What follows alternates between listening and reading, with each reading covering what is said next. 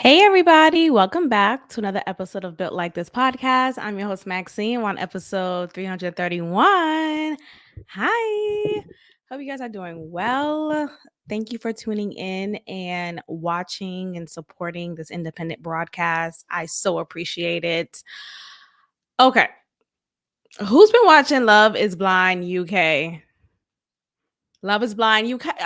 Cheerio. I I'm trying to work on it. But it's a really entertaining season or separate series to the main one, if that makes sense. So it's not hosted by Nick and Lachey. What? By Nick and Vanessa. It is its own entity set in UK. And I know there's a Brazil version, there's even a Mexico version. But what I want to know is how many seasons of Love is Blind UK are there? Because I'm really, really impressed with this one. And I feel like, yeah, it's the inaugural season. Yep. So this is the first season. Because I feel like I would have heard about it or heard some type of whisperings about it prior to this season because it's really that good. It's really that good. And typically, I don't like to watch other shows that are not American based. Maybe I'm xenophobic.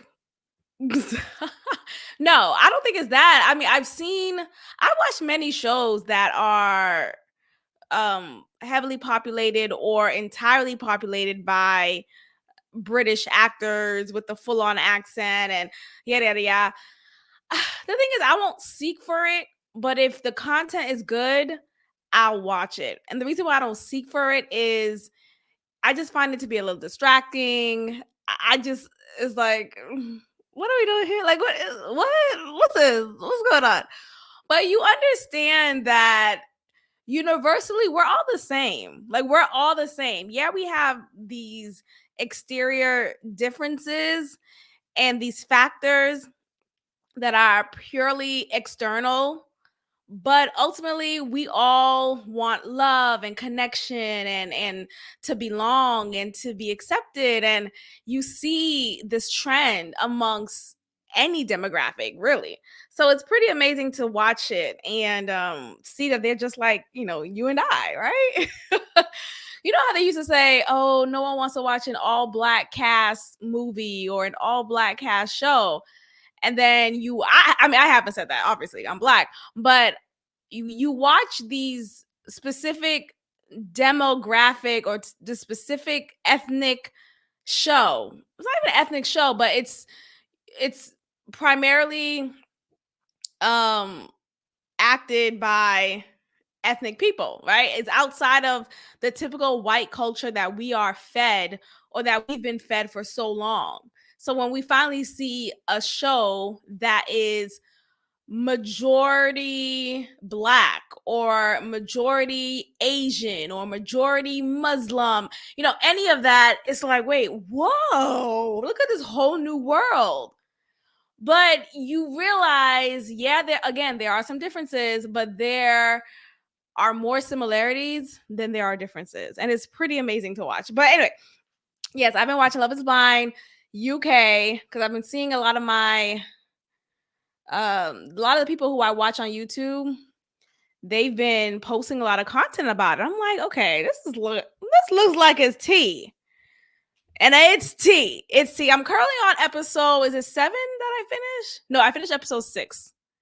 Hold on. I like to check to make sure. What? It's really good, y'all. It's really good. 10 out of 10. Recommend. And hold on. See, I'm trying not to play anything. My name is Oli. See how they talk? They talk just like that. Yeah, I'm almost done with episode 7. So anyway, it's a really good show.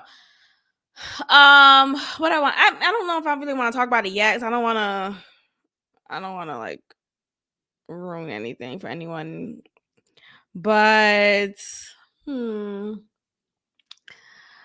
I really like the couples as far as um I like the way that they communicate with each other. They all seem to be fairly mature. And though I don't know how the production has everything set, but it seems like they get to the nitty gritty pretty quickly. Has in comparison to the US version, it takes a while. If you know, you know. Like, so just watching, you'll see what I'm saying. But anyway, hold on. I just got distracted by something. What's her name? Amy. What's that girl? I was just on the page. Am I okay?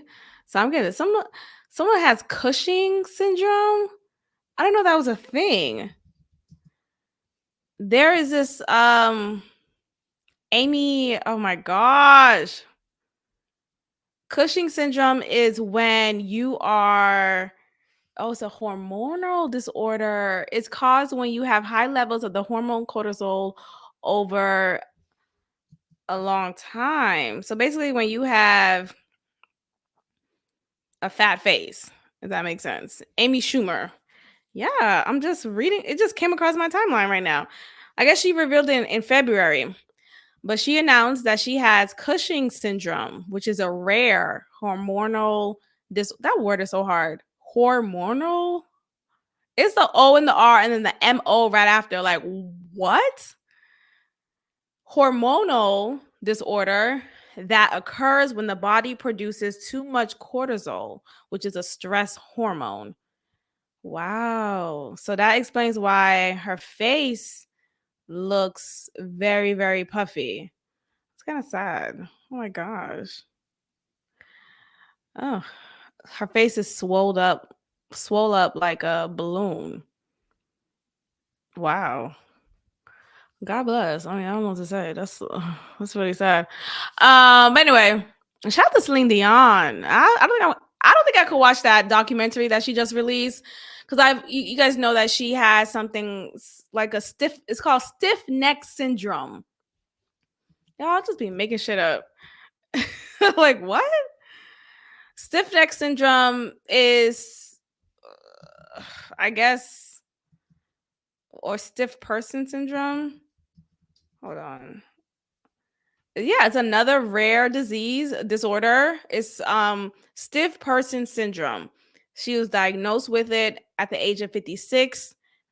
She announced it in 2022. Well, I don't think she was diagnosed with it at the age of 56, but nonetheless, she announced it in 2022. Stiff person syndrome is a rare chronic neurological disorder that causes muscle stiffness and sometimes intense spasms. And I guess this was triggered by her singing. It seems like maybe the way that she sung for as long as she's been singing has finally left a resounding effect on her body. Oh my gosh. That's crazy. I'm sorry. I'm just like in awe. Anyway, let's just move on, child. Okay, I have a few topics for us to discuss today. And I want us to talk about a story of basically when keeping up with the Joneses goes wrong. When keeping up with the Joneses goes wrong. Now, I know you guys are familiar with that phrase. It's something that has been said time and time again to emphasize why it's important to focus on your own lane, to focus on what you have going on rather than what someone else has, and stop trying to covet someone else's possessions. So, oh, my next door neighbor just got a new car. Oh, I guess I have an old model of the Nissan Altima. I should get an upgrade, right? I should. And then you get that upgrade, but you don't realize getting that upgrade means now your residual income, right? What you have left in your bank account after you pay off your monthly expenses is now limited because of now the extra expense that it takes to upkeep this new car. So Oftentimes, broke people do this, right? Broke people want to not appear broke or not to appear as if they're struggling in any way, or want to appear that they're rich, that they're luxurious, and they could go on the nicest vacations, etc., etc. And I think this phrase is something that all of us can be a victim of because of social media. We are bombarded with consumerism culture, this push to buy this new product. This is why you should get this new Apple AirPods. This is why you should get the new Apple Watch. This is why you should get another water bottle. I have 3 and I was really thinking about getting a 4th one, but I give them they all have a purpose. I have one that's set at my desk at work. I have one at home, and I have one that I take with me when I go on my workouts because it's an enclosed water bottle. It makes sense to me. But the point is, again, like we all can be victimized by this mindset of wanting to have what my neighbor has. I'm laughing for a lot of reasons, but wanting to have what someone else had, right? And I'm talking purely about material possessions. So let's just focus on that real quick. But the point is, I think sometimes we get so caught up with that we fail to recognize the good and what we have. You know, the gratitude is the best attitude mindset. And this is the case with a couple named the Millers, Candace and Brandon Miller. Who were they? They were this rich influencer family who lived in the Hamptons. They're known for this perfect New York family influencer presentation that you'll see often of them in town as well as on social media. And many people were trying to figure out what happened to the Millers. Well, the father, so the husband, the father in the couple, he is a real estate developer. His name is Brandon Miller, 43 years old, and he was found unresponsive inside his Porsche while his wife and daughter were on vacation. Yes. And this it says here that he had many botched investments and dealings that tanked the family's riches. Now, think about it like that. So he's this very rich, successful guy, at least on the outside. He has all these businesses, these investments, these dealings, and they've been living the good life on paper or on the surface, at least. Maybe on paper is worse. But on the surface, they're able to go to these fancy restaurants and have these fancy cars. He was in a Porsche when he was found. They're able to go to these fancy vacation spots and they're seemingly living a good life, a good, rich life. But police found him unresponsive in his Porsche. Why is that? Why is that? Shout out to Beyonce. A business person familiar with the Southampton social scene told the Post that, quote, a lot of people are renting big houses and going into debt to throw parties in an effort to get into the really rich circles with billionaires like Michael Rubin and Michael Loeb, whatever. And the Millers were like that. So you have this family who weren't actually in strong financial standing. They kept up with appearances as if they were, but that truly wasn't the case. And they found themselves going further into debt by buying or renting out big houses, renting out or leasing expensive cars just to get into the circle with billionaires, with people who actually have that no need to worry about money mindset because they shit money. They also added that the Millers weren't quite in the top tier. Nonetheless, they were known around the Hamptons social scene. The couple was most known for Candace Miller's Mama and Tata platform, which I'm not familiar with. This is a lifestyle mommy blog that has since been taken down. She is also the founder of the fashion label. Mama and Tata started as a way to provide fashion and decorating tips to wealthy women. On the platform, she would show off her expensive vacations, lavish dinners, and high society social events, including the couple's exorbitant wedding and vow renewal in the Hamptons. Now, they were they were the it couple. They were seemingly idolized by the masses because of how well off they appeared. Again, appearances. Don't believe everything you see. Don't don't just take people instantly off face value, because this is the case with them. They kept up with appearances. They went to these fancy shindigs just to come home to botch investments, failed dealings, and further down the rabbit hole of debt. Most of their income came from Brandon's real estate dealings after taking over his father's firm.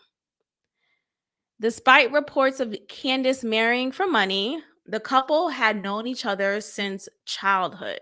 So they had a long relationship, which is comforting, right? You would think that if you marry someone from your childhood, that now that you're rich and doing really well for yourself, that this woman wouldn't be with you primarily for financial purposes.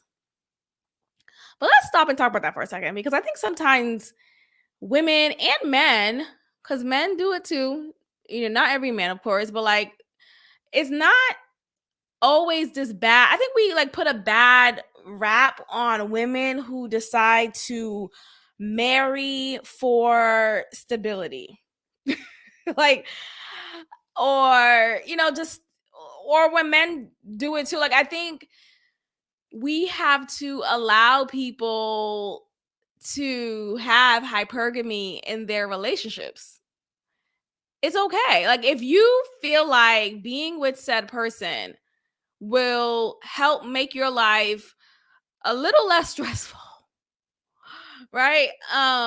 Financially, at the very least, then I don't see the issue with that. I think sometimes we get so caught up in the whole like gold digger and it's just so what? So like I think a lot of things are transactional. And a lot of these older men, like I will watch these like shows and movies. You see these older guys, like old, like elderly men with very, very, very, very young women. What's going on? Is there's an understanding, right? There's an understanding. So, she look at her, she's a gold digger. Okay, well, look at him. He's with someone who's 28 and he's 68. Like, I mean, love is love, right? Love can happen at any age, right? I mean, as long as it's consenting. But the point is, I think sometimes we get so caught up in the whole like, oh, gold don't, be a no. Isn't that the purpose of being a gold digger? Like, it's to dig the gold. I'm just saying, I'm not mad at anyone who chooses to make their life a little less stressful. It is what it is. But anyway, it seems like that wasn't the case here because they knew each other since childhood, and it just made sense for them to go ahead and marry. That's my opinion. Okay, my nose is super itchy, so please excuse me. I don't know why. It's allergies, I think. Um, financial problems. So we see here during the pandemic, his real estate business suffered immensely and the market plunged during this time. So it was just a double whammy. He took over a land lease, and that didn't really do much for them financially. His financial problems quickly began to snowball, and he found himself in a financial crunch. A friend reportedly invested 1 million with Miller for a Brooklyn real estate development, but he never paid him back and the deal flopped. Eventually, Miller stopped paying some of the family's bills and leveraged the family's Hampton home by taking on multiple mortgages.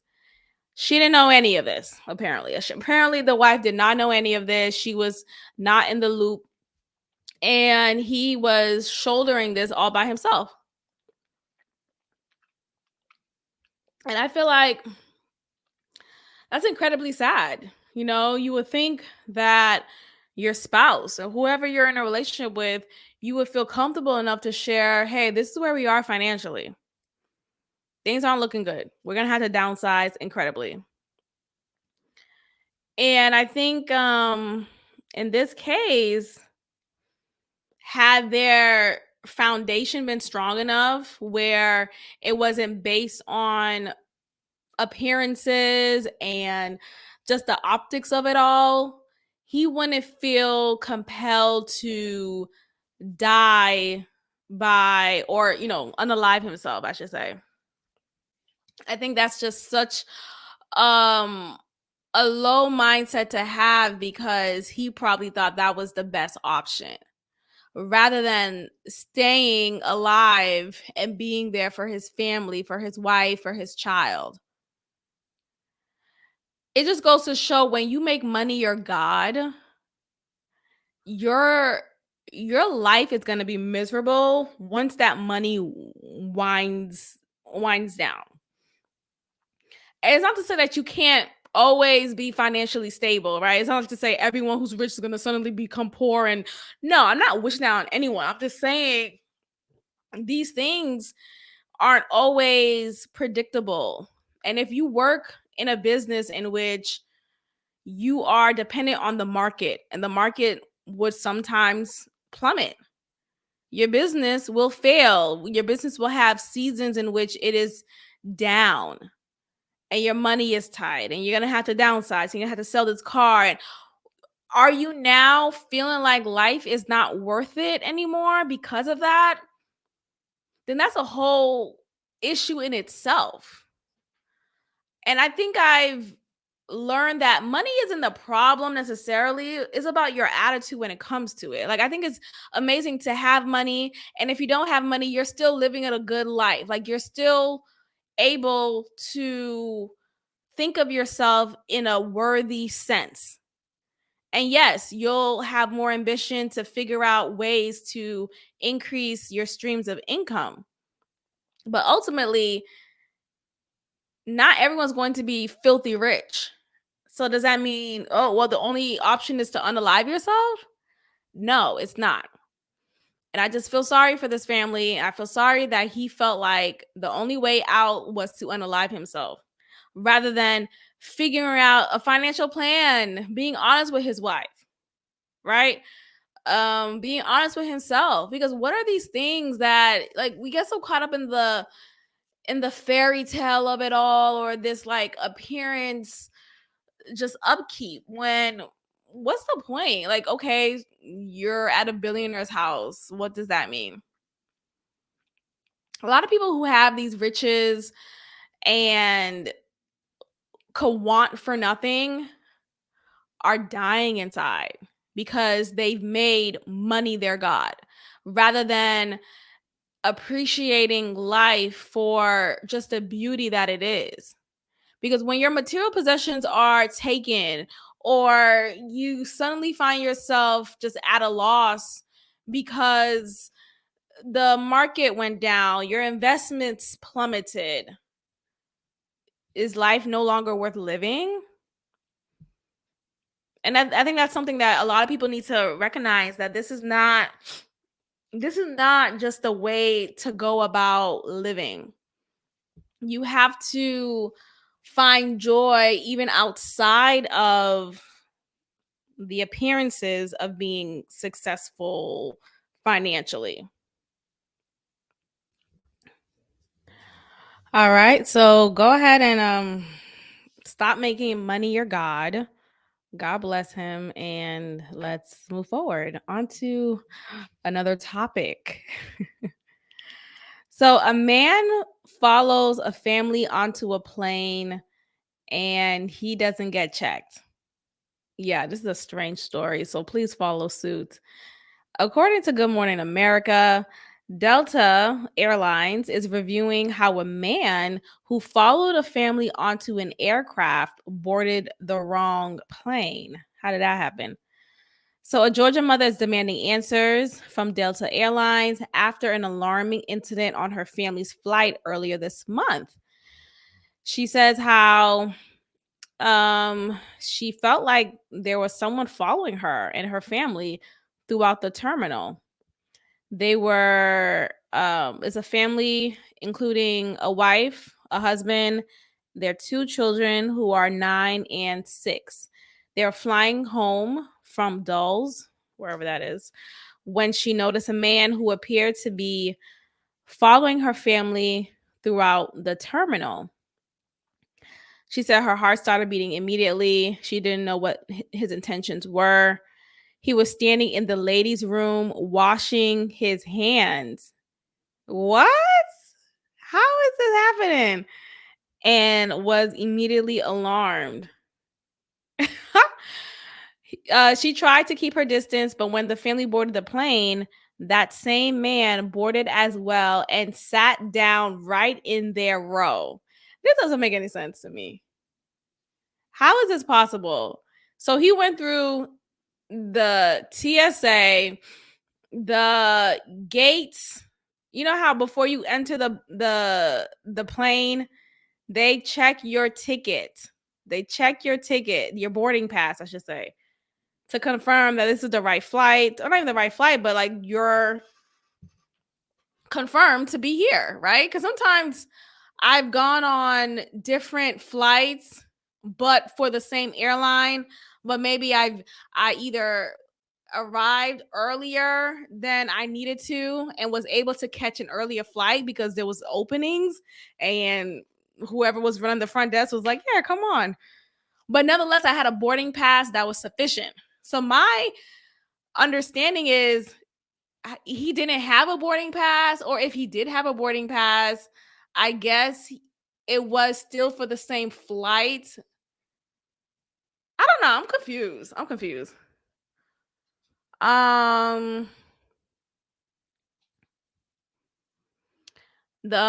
So her husband assertively confronts him and says, "Hey, is this really your seat?"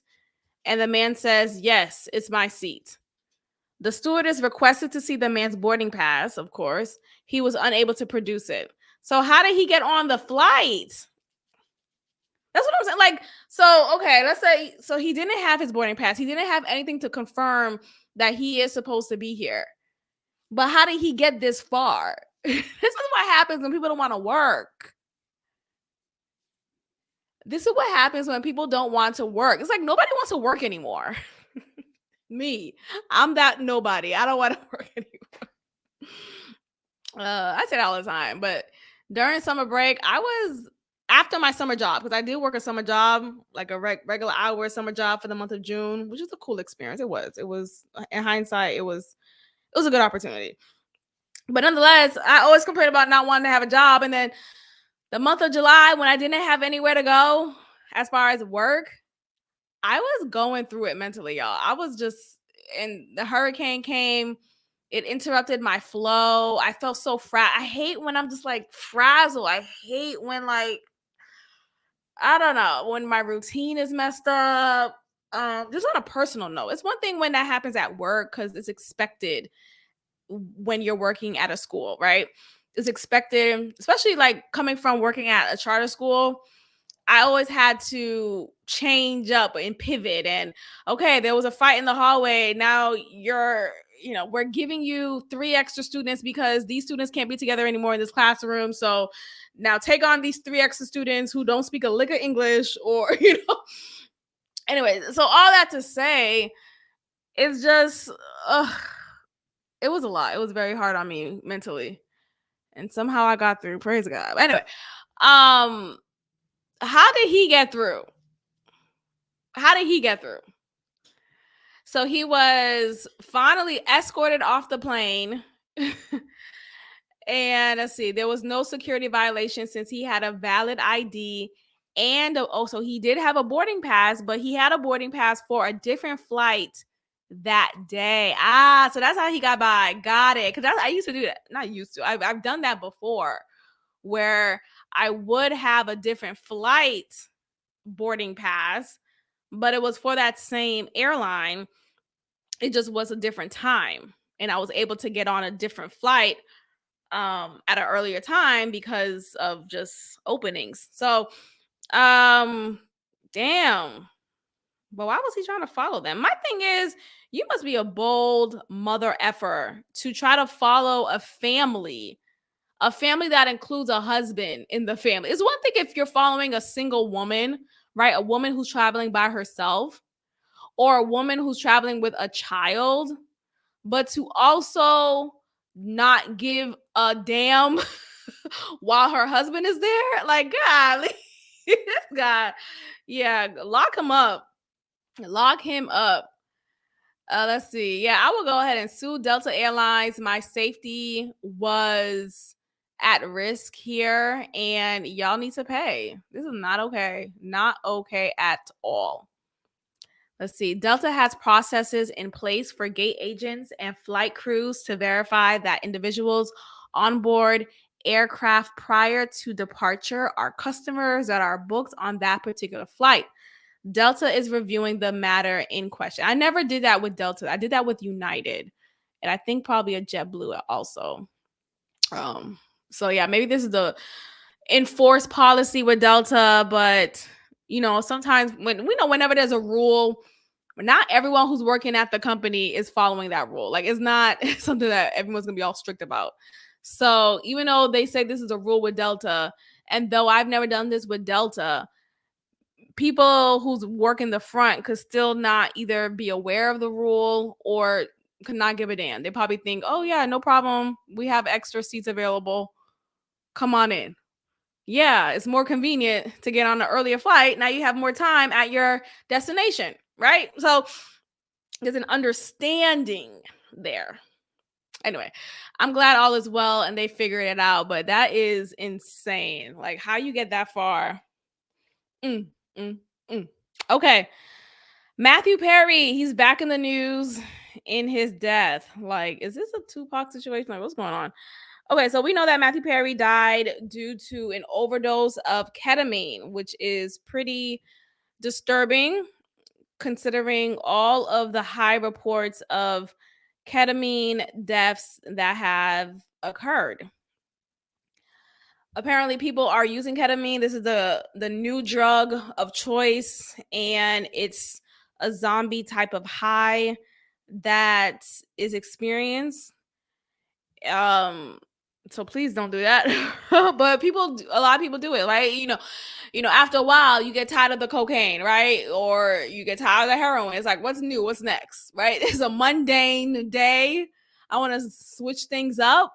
What's this K you think you speak of? What's ketamine? Let me get a HIF or a Swift, whatever. You can tell I'm not a druggie. But the point is, this is something that is common amongst drug users. You try to find your next high. What could be even better? Or what can exemplify the same high experience I had the first time I got? And people like to talk things up by saying, oh no, this is it. I promise this is it. This is it. And then you try it. And it's like, oh, it's never going to be like the first time. Right. Anyway, that's what people say. I haven't had an experience like that. But the point is, that's what I've heard.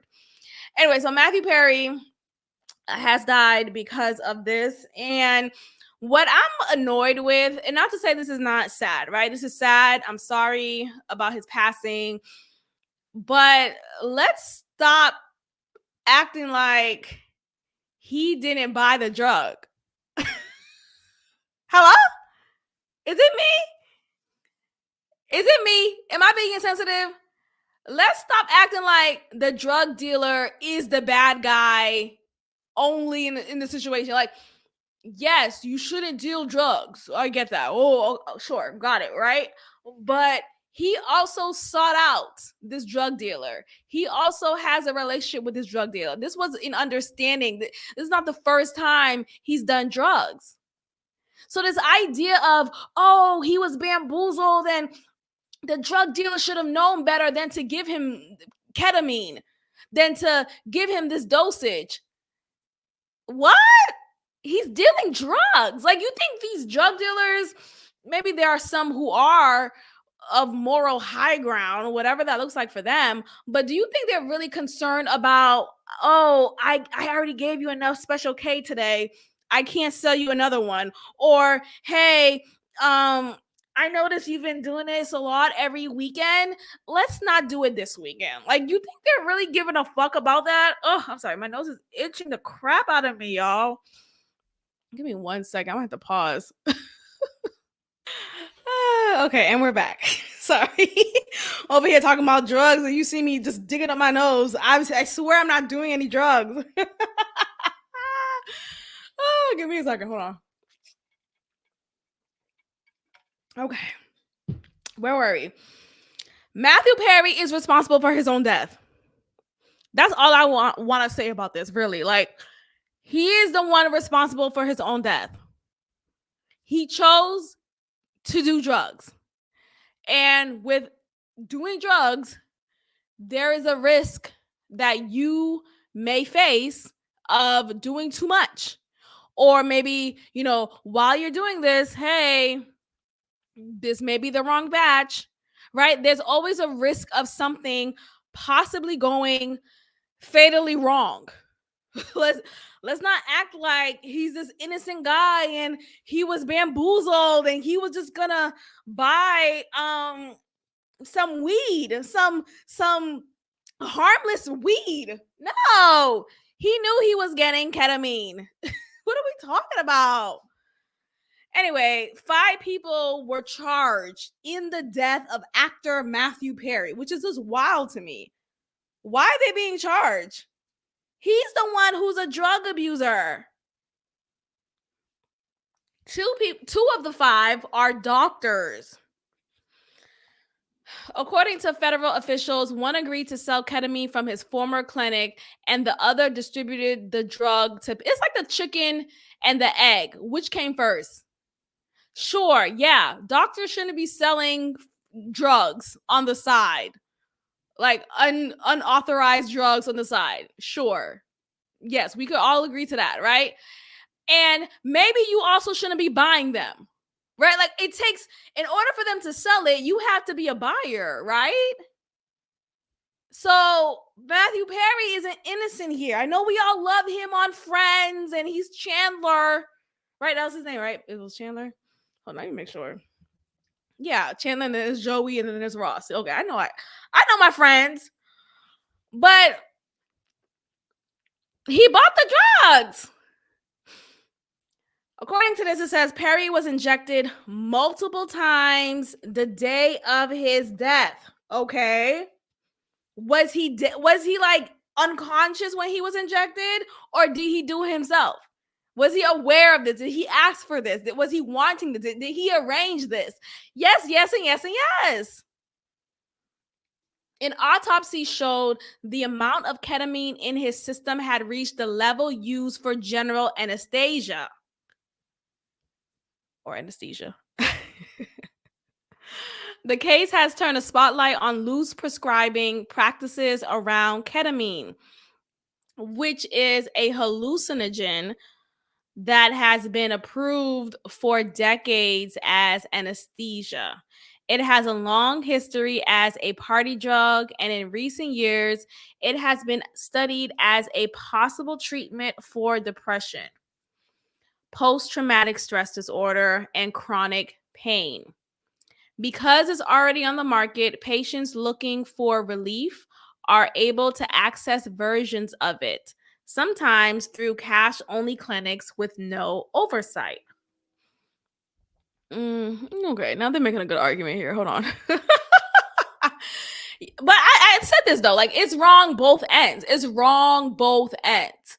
You're aware that too much of ketamine could lead you down the road of death.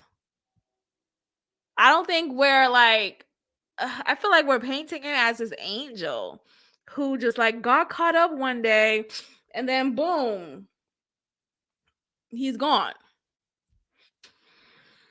The fact that this was a drug, a hallucinogen that has been approved for decades as anesthesia, I'm wondering how liable are these doctors?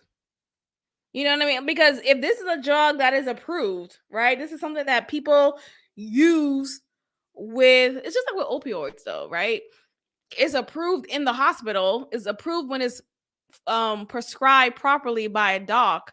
But if you're selling it on the street, then it's a street drug and you get more time from that, right? But these doctors could sell it in the hospital or at a clinic and may not necessarily get arrested for that. If that makes sense. Anyway, it is classified as a Schedule 3 drug by the USDEA, meaning it has low to moderate potential for physical or psychological dependence. Okay, so it's less likely that you could get addicted to this. But people do. People get addicted to anything, honestly. And yeah.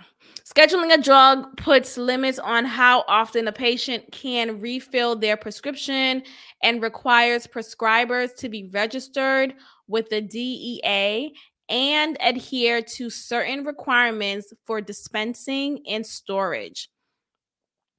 You cannot hand out prescriptions for ketamine like candy. Let's see what else.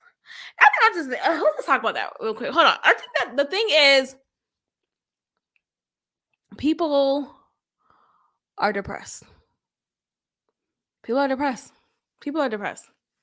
People are suffering from depression for whatever reason, for whatever's going on, whether it's a chemical imbalance or whether it's a seasonal bout of depression, maybe it's situational depression, whatever the case is, people are struggling. And these markets, these drug markets are benefiting from this widespread struggle. Is there an even balance that can be had here? I don't know, because just like with anything, humanity could corrupt anything, right? So like, sure, you may get a healthy prescribed version of ketamine injected into your body, but your son may find that prescription on a drunken night out with his boys and he's trying to get high. He knows mom takes pills. So let me go in this medicine cabinet. Oh, this is K. This that shit they were talking about Matthew Perry. Let's see what's this, Boom, you take it, the son's dead on the floor because he took too much. But the point is, anything can be corrupted. And I just don't feel like this whole narrative around Matthew Perry, it just sounds like they're painting him as this innocent guy. No, he wanted the drug, and for whatever reason, like he already had an addictive personality, because he did share that he struggled with drugs years ago for a long time. I think it was cocaine and some other stuff, right? And overcame that, was sober for a little while, but then he started doing K. So I don't know how that fits in the sobriety world, if it fits, but nonetheless, this is a guy who was struggling with his addiction. And however it played out, it played out. And I feel like we get so caught up in the whole like, let me make the one who was deceased, let me make him out to look like the victim here. When I think two things could be true here. Maybe these doctors were taking advantage of him and saw him as a cash cow opportunity, and he saw them as an opportunity to get high. He wanted it just as much. So, like, I swear I'm not doing drugs right now. Like, I feel the way it's allergies. It's something going on in these Houston streets. My God. Or just this time right now. Because even when I was back home in Boston, I will always do this during specific Seasons. Oh, I'm struggling right now. We got to wrap this up soon. Sorry, y'all. All right, Tyrese. Tyrese thinks he's Marvin Gaye. What more do you want from me?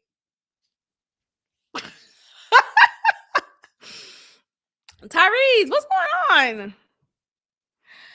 So it's alleged that he's playing the role of Marvin Gaye in an upcoming movie. Let's see if that's actually the case. Or if that's not the case, I think he's actually appearing as Marvin Gaye as a way to embody him, because he recently performed at a game singing the national anthem, and he took on the persona of Marvin Gaye. He sung it like Marvin Gaye, but he flopped miserably. And let me just show y'all the picture. Make sure you are following me on YouTube so you are seeing what I am saying. But let's go ahead. Look at this. Is this Marvin Gaye or is this Tyrese? Is this Tyrese or is this Marvin Gaye? Yeah, but this is him, and he's singing like him, trying to emulate him from when Marvin Gaye sung the national anthem. And it just didn't do what it was supposed to do. It was a poor rendition, and it was just very disappointing because Tyrese has a very good voice. He's such a great singer. So for him to come on and flop the way that he did, I mean, it wasn't like he could still sing, don't get me wrong, but it was just such a bad rendition that he just looked like a fool. And the fact that he's dressed like Marvin Gaye and he got this patch right here, like, what's going on, child? Anyway, so he did this at a game, at a football game played between Dallas Cowboys, excuse me, and the Los Angeles Rams. He said himself that it fell flat. He was trying to take on the Prince of Soul's voice and rendition of his performance, and it fell flat. Let's see what it says here. But yeah, he was trying to just make a tribute to Marvin Gaye, and it was just horrible. He wore this whole garb. Like, he wore a false beard, a wig, a beanie, taking his gay rendition to the extreme. Let's see what happened here. He says, "Thank you. You're always welcome here. Respectfully, I don't really know if I agree. Few bad notes. Me? That's an open mic for you. I don't know what he's trying to say here. Nonetheless, it was bad. I don't even want to play it. I don't even want to do Tyrese like that. What more do you want from me? I didn't want to do him like that. But anyway, it was a poor performance. So may God bless." All right, you guys, I'm gonna end it here. Thank you so much for listening. I'm sorry for the constant nose digging and nose scratching. I'm having a really bad allergy attack, it seems like. So I'm gonna have to end this early, and I will check in with you all next time. Thank you for your support. Make sure you have subscribed to all the platforms, including Spotify, Apple Podcasts, and YouTube. That is your way of supporting me. So I'm thanking you in advance, and I will check in with you all next time. Peace.